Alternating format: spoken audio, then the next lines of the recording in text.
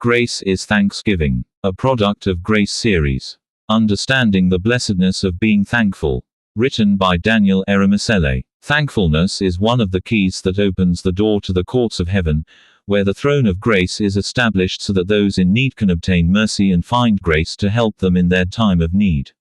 Mercy opens the door and gives us access to grace. Once we have access to grace, we can receive the divine help we need.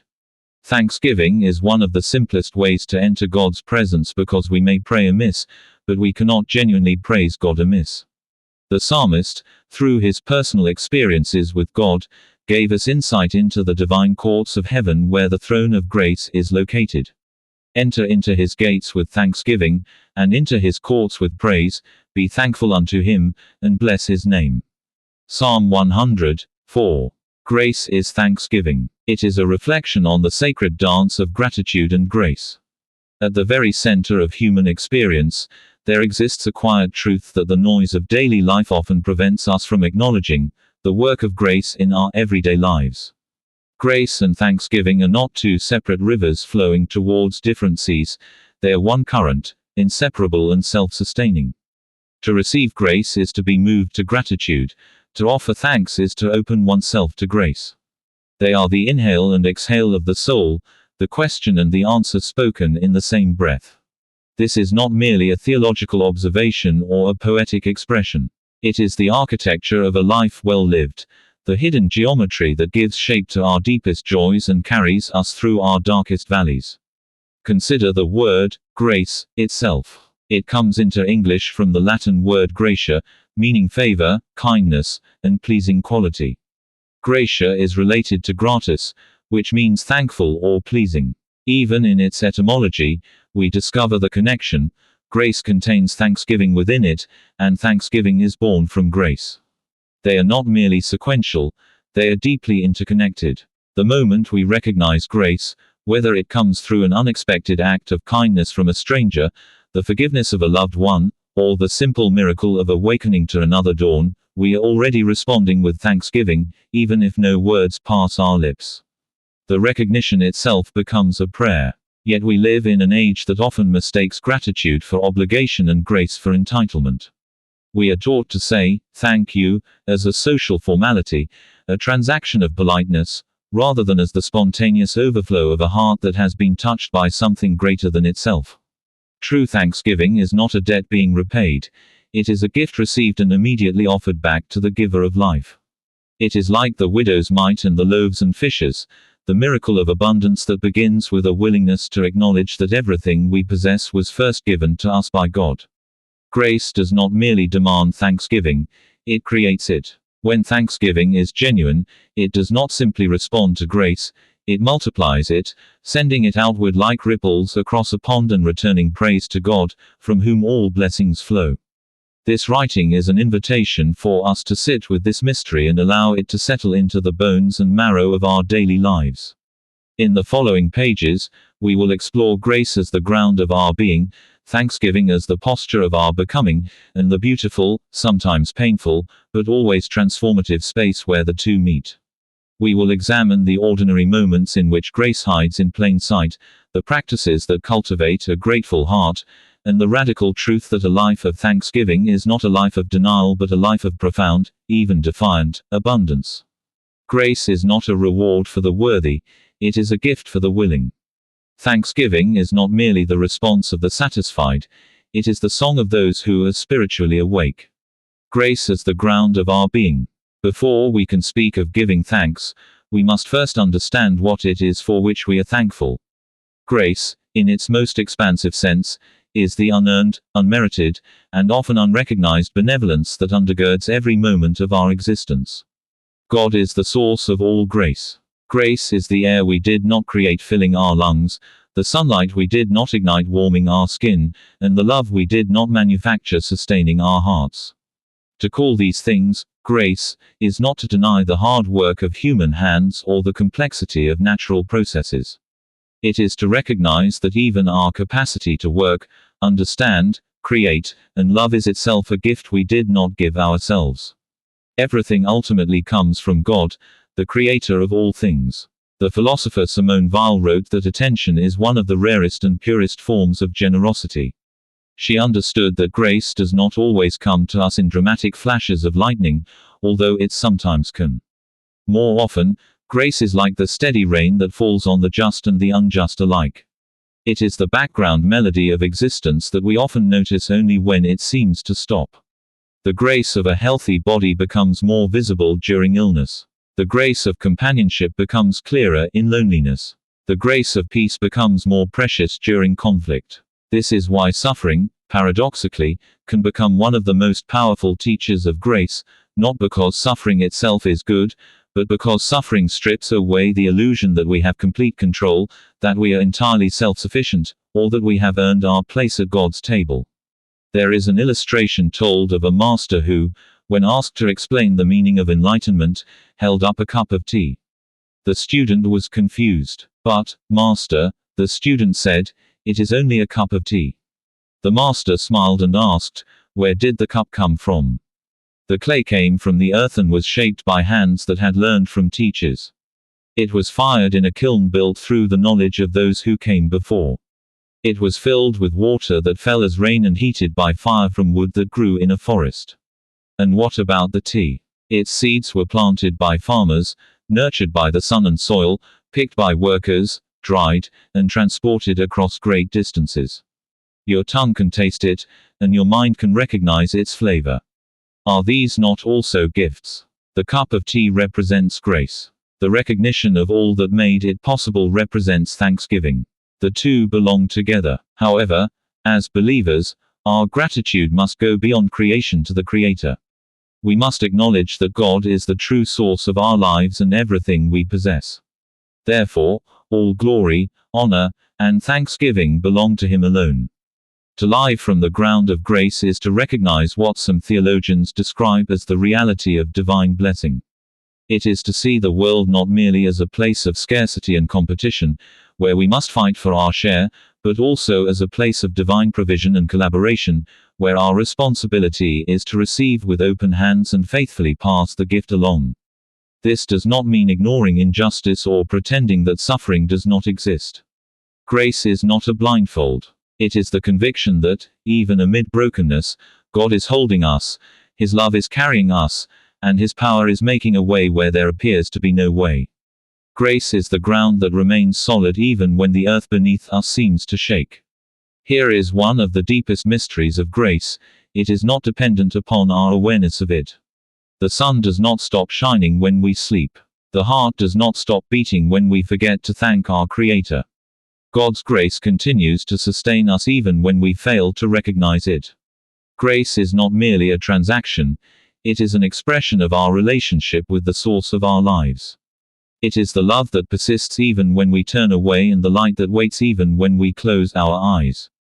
This is why grace can sometimes be difficult for us to accept.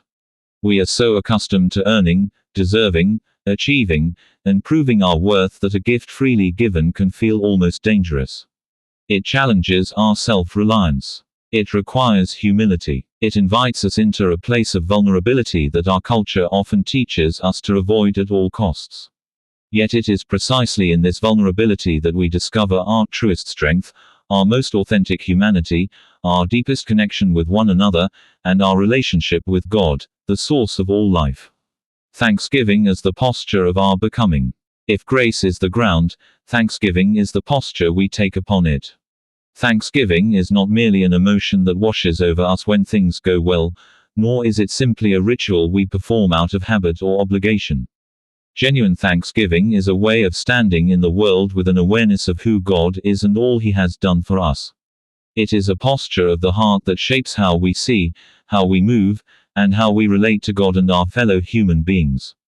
The word, posture, is deliberate because thanksgiving is physical as well as spiritual. It straightens the spine, opens the chest, and lifts the gaze. It is the opposite of the hunched, defensive posture created by fear and scarcity. To give thanks is to stand confidently in the truth that we are held by God, that our lives have meaning, and that we are loved by Him. The ancient Hebrew word for thanksgiving, toda, comes from a root associated with giving thanks, praising, and confessing or acknowledging. This connection is not accidental. To give thanks is to confess the faithfulness of God and speak openly about the work of His grace within us. It is to acknowledge the truth of our dependence upon God, our connection with one another, and our need for divine help. It is to break the silence of self-sufficiency and say, I did not accomplish this alone, God was with me. I am not alone. I have received more from God than I could ever repay. He loves me and has graciously given me everything I possess. This confession is not shameful, it is liberating. It frees us from the exhausting burden of pretending to be completely independent. It releases us from the illusion that we are the sole authors of our success or the independent architects of our happiness. Thanksgiving is the exhale that follows the inhale of grace. There is a practice in many Christian traditions called the examen, a prayerful review of the day in which a person looks for moments of grace, however small, and offers thanks to God for them. It might be the smile of a cashier, the warmth of a blanket, the taste of a good meal, or the sound of rain against a window. These are not extraordinary events, they are the ordinary elements of life made extraordinary by the attention we give them and by our recognition that God is involved. This practice teaches us that gratitude is not merely a feeling that happens to us, it is a spiritual discipline we cultivate. Like a muscle, gratitude grows stronger with use. Like a muscle, it can also weaken when neglected. A life without thanksgiving becomes thin, brittle, and consumed by what is lacking instead of being enriched by what is present. Thanksgiving is not only personal, it is also communal. When we gather around a table and share a meal, or when we express our gratitude aloud in the presence of others, something happens that cannot happen in isolation. The gratitude of one person ignites gratitude in another. The story of grace received becomes a testimony that strengthens the faith of those who hear it. The act of giving thanks together creates a bond, a shared recognition that we are all recipients of gifts we did not earn. Communal thanksgiving reveals the generosity of God's goodness. We are travelers on roads we did not build and members of families and communities to which we have been blessed to belong. This is why cultures around the world have festivals of thanksgiving, rituals of gratitude, and songs of praise. They are not merely customs, they express the heartbeat of human community. Yet in all these things, we must never forget that God is the true source of every good and perfect gift.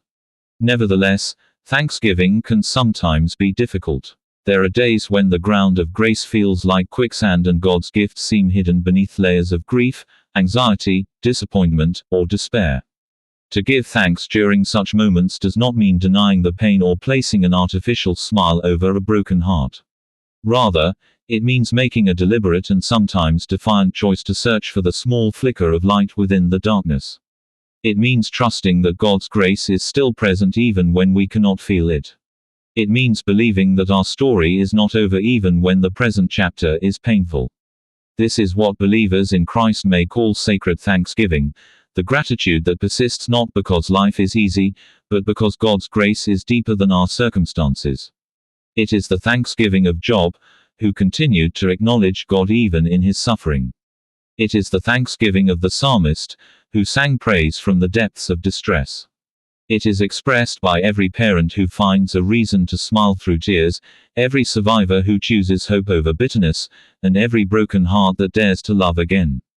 The sacred dance and a life of abundance. Grace and thanksgiving are not isolated realities but parts of one continuous movement. They form a sacred dance in which each step leads to the next, each turn reveals a new perspective, and each movement supports the other. Grace initiates, thanksgiving responds. Thanksgiving opens the heart, grace fills it. Grace surprises, thanksgiving celebrates. Thanksgiving surrenders, grace transforms. Around and around they move until the dance itself becomes the destination. To live within this sacred dance is to live a life of abundance, not merely the abundance of possessions, which can be acquired only to be lost, but the abundance of God's presence, human connection, meaning, purpose, and love. This is an abundance that cannot easily be taken away. It is the kind of wealth that grows as it is shared with others. The Danish philosopher Søren Kierkegaard observed that life can be understood by looking backwards, although it must be lived by moving forwards. This reflects the perspective created by grace and thanksgiving. Looking backwards, we can see the pattern of grace woven through even our most difficult moments. We see the hand that guided us, the love that sustained us, and the hope that refused to die. Looking forwards, we step into the unknown with confidence that God's grace will meet us there, that thanksgiving will illuminate our path, and that the sacred dance will continue even when the music changes. This is not naivety, it is faith. It is trusting that the ground beneath our feet remains solid even when we cannot see it. It is believing that the love holding us is real even when we cannot feel it. It is knowing that our story has an author who writes with mercy, even when the plot unfolds in ways we do not understand. To say that grace is thanksgiving is to say that the gift and the response belong together, that the seed and the fruit are parts of one living organism, and that the question and the answer are the same truth expressed from different directions. It is to recognize that every breath is a gift and that every breath can become a prayer. Every meal is a miracle of divine provision. Every encounter with another human being is an opportunity to receive grace and express thanksgiving. It is to live with open hands and an open heart, receiving what God has given and faithfully passing it on, knowing that the stream of grace flows from God, who is the author and source of life. His grace does not flow to us alone, it is intended to flow through us to bless others.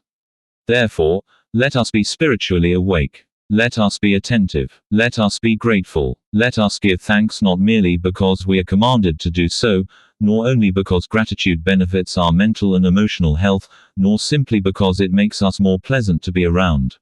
Let us give thanks because grace is the truth of our existence, and thanksgiving is the fitting response of a heart that recognizes the goodness of God. Let us look for the grace hidden within the ordinary, the extraordinary disguised as routine, and the miracle wearing the appearance of the mundane. Let us give thanks to God not only for the harvest but also for the seed, not only for the destination but also for the journey, not only for the light but also for the darkness that teaches us to recognize and appreciate the light. Let us live as people who have received everything from God, because everything good in our lives has ultimately come from Him. Let us love as people who have been loved beyond measure, because we have been loved by God. Let us hope as people who believe that the story will end well, because grace has written the final chapter, and it is a chapter of thanksgiving. Grace produces thanksgiving. Thanksgiving celebrates grace. May we remain in this sacred dance all the days of our lives, and may its music never end. Conclusion. Thanksgiving is more than an expression of appreciation. It is a spiritual key, a posture of humility, and a powerful acknowledgement of the faithfulness of God. Through thanksgiving, we remember what God has done, recognize what He is presently doing, and express confidence in what He will yet do. Thanksgiving turns our attention away from our limitations and directs it towards the unlimited goodness and power of God. A thankful heart does not deny the existence of trouble, it declares that trouble will not have the final word. It does not ignore pain, it remembers that God remains present within the pain.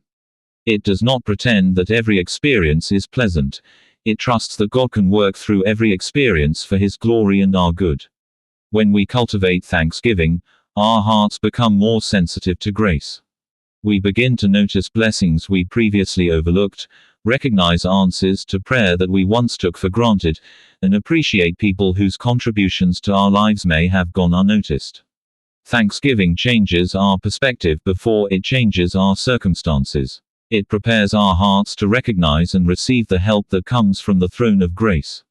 Therefore, let thanksgiving become more than an occasional response. Let it become our daily lifestyle, our spiritual language, and the atmosphere in which we live. In everything give thanks, for this is the will of God in Christ Jesus concerning you. 1 Thessalonians 5:18. Grace has brought us this far. Thanksgiving will keep our hearts connected to the one who has sustained us throughout the journey. May our mouths continually speak of God's goodness. May our hearts remain conscious of His grace. May our lives become living testimonies of His faithfulness. Grace is thanksgiving, and a life touched by grace will always find a reason to give thanks. We sincerely appreciate the time you have spent with us. We look forward to connecting with you again. Until then, remain blessed, continue exploring the treasures God has placed within you, and remember to listen to our other inspirational materials. We would be grateful to receive your feedback and hear how this audiobook has blessed, encouraged, or transformed your life. Please like this audiobook and subscribe to our channel. By doing so, you will help us reach more people with these life-changing and inspirational messages. Thank you once again, and may the grace of God continually fill your heart with thanksgiving.